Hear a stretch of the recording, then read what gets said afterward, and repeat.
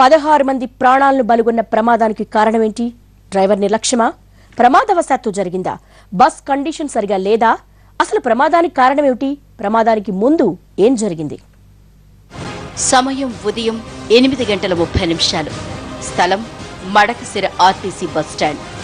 రోజులాగే మడకసిర డిపోకు చెందిన AP28 jet 1053 RTC Palle Velugu bus పెనుకొండకు బయలుదేరింది.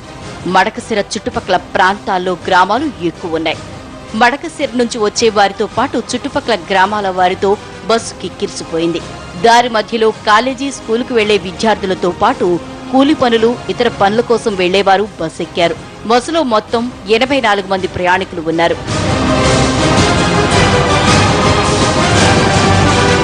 మడకసిర పెనుగొండ రోడ్డుపై ఇటీవలే 22 కోట్ల నిధులతో విస్తీర్ణ పనులను ప్రారంభించారు. కొత్త రోడ్డు కోసం పాత రోడ్డు పక్కనే 60 అడుగుల లోతును తవ్వించారు అధికారులు.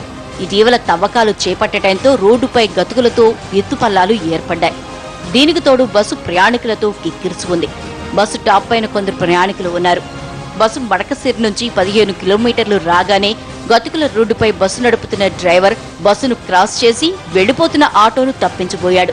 అంతే, కంట్రోల్ తప్పింది, లోయలో పడిపోయింది. అంత ఎత్తు నుంచి బస్సు వేగంగా పడిపోవడంతో అందులోని వారంతా తప్పించుకునే అవకాశం లేకుండా పోయింది.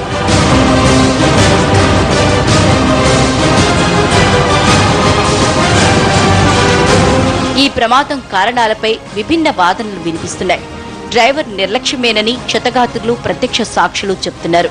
బస్ కండిషన్ సరిగ్గా లేదని, డ్రైవర్ పరిమితికి మించి ప్రయాణికుల్ని ఎక్కించుకోవటం, అతివేగంతో వెళ్లడం వల్లే ప్రమాదం జరిగిందని వారు ఆరోపిస్తున్నారు. ఆటోను తప్పించబోయే క్రమాల్లో ప్రమాదం జరిగిందని మరికొందరు చెప్తున్నారు. స్టాండింగ్ వచ్చేసి 30 మంది పిల్లలు నిలబడినారు. నేను సెంటర్ లో ఉన్నాను సార్. సెంటర్ లోనంటే ఇది ఆటో ఎదురు వచ్చింది సార్. ఎదురు వచ్చేస్తేనే మళ్ళా ఫ్రంట్ ఫీల్ టైర్ ఇక్కడ చిక్కులుకోండి సార్. చిక్కులుకుంటేనే మొత్తం బస్ అంతా. ఘటనపై అధికారుల వాదనలు వేరుగా ఉన్నాయి. అసలు రోడ్డుకు ఎడం వైపుకు వెళ్లాల్సిన బస్సు కుడివైపుకు ఎందుకు వెళ్లిందో తెలియాల్సి ఉందని అధికారులు అంటున్నారు. రోడ్డుకు ఇరువైపులా ఎలాంటి స్తంభాలు కూడా లేవని, ఆటోను ఓవర్టేక్ చేయబోయే ప్రమాదంలో ప్రమాదం జరిగిందని ప్రత్యక్ష సాక్షి చెబుతున్నారు. ఈ ఘటనపై పూర్తి స్థాయిలో విచారణ జరుపుతామంటున్నారు. అరౌండ్ 8 o'clock ఇది జరిగిందని, అరౌండ్ 8:15 కి the bus was supposedly overtake చేసేప్పుడు జరిగింది. ఇన్సిడెంట్ పైన ఇన్వెస్టిగేషన్ స్టార్ట్ అవుతాయి. It too early to comment on investigation that ఎలా జరిగింది or what is the exact cause. అది కొంచెం గ్రాడ్యువల్లీ ఇంకా కొంతమందికి విచారించిన తర్వాత ఇన్వెస్టిగేషన్ యాజ్ ఇట్ ప్రోగ్రెసెస్ తర్వాత తెలుస్తుంది.